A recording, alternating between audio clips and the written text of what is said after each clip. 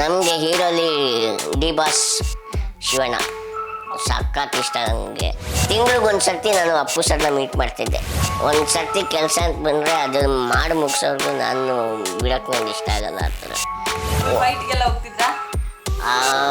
ಹೋಗ್ತಾ ಇರಲಿಲ್ಲ, ಅದೆಲ್ಲ ಹೇಳೋಕ್ಕಾಗಲ್ಲ. ಯಾರಿಗೋಸ್ಕರ ಫೈಟ್ ಮಾಡ್ತಿದ್ರಿ? ನಾವು ನಮಗೋಸ್ಕರ ಫೈಟ್ ಮಾಡ್ಕೊಳ್ತೇವೆ. ಅದು US ಶಿಫ್ಟು UK ಶಿಫ್ಟು ಅಲ್ಲಿರೋ ಎಂಪ್ಲಾಯೀಸು ನನಗೆ ಆ ಕಂಪನಿಗೆ ನನಗೆ ಕೆಲಸ ಕೊಡೋರು ಬಂದು 4 ಗಂಟೆಗೆ ಬರ್ತಾಯಿದ್ರು. 4 ಗಂಟೆಗೆ ನನ್ನ ಕೆಲಸ ಸ್ಟಾರ್ಟ್ ಆದರೆ ಅಪ್ರಾಕ್ಸ್ ಒಂದು 6 ಗಂಟೆ ಒಳಗೆ ನನ್ನ ಕೆಲಸ ಮುಗಿಸ್ತಿದ್ದೆ. ಆಮೇಲೆ ಅದರಲ್ಲಿ ಅಲ್ಲೆಷ್ಟು ಸಂಬಳ ಕೊಡ್ತಿದ್ರು? 5,000.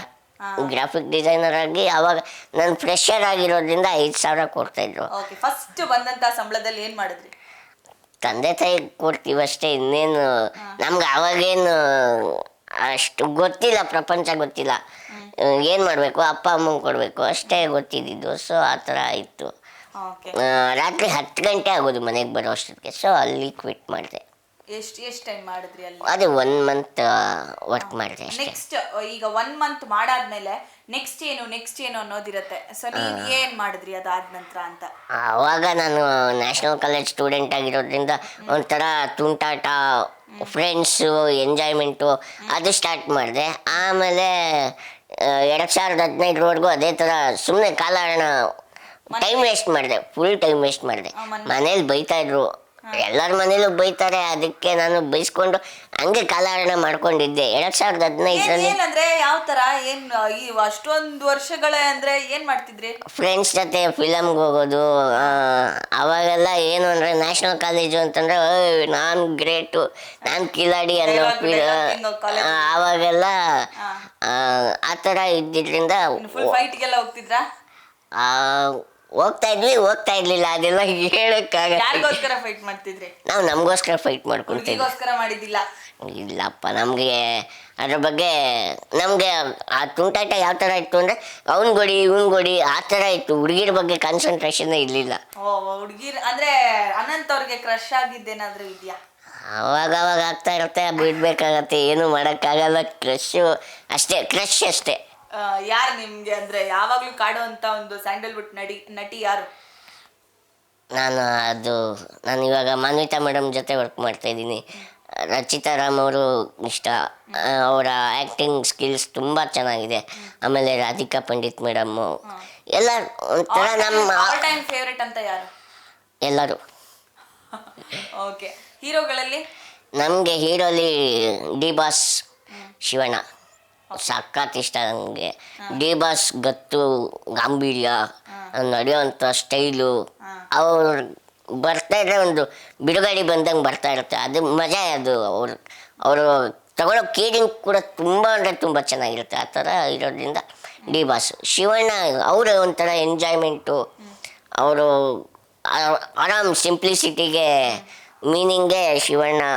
ರಾಜ್ ಸರ್ ವಂಶ. ಓಕೆ, ಈ ಅಪ್ಪು ಸರ್ನ ಎಷ್ಟು ಮಿಸ್ ಮಾಡ್ಕೋತೀರಾ? ಮೇಡಮ್, ನಾನು ಅಪ್ಪು ಸರ್ನ ತುಂಬ ಅಂದರೆ, ಯಾಕೆಂದರೆ ನಾನು ಒಂದು ತಿಂಗ್ಳಿಗೊಂದು ಸರ್ತಿ ನಾನು ಅಪ್ಪು ಸರ್ನ ಮೀಟ್ ಮಾಡ್ತಿದ್ದೆ.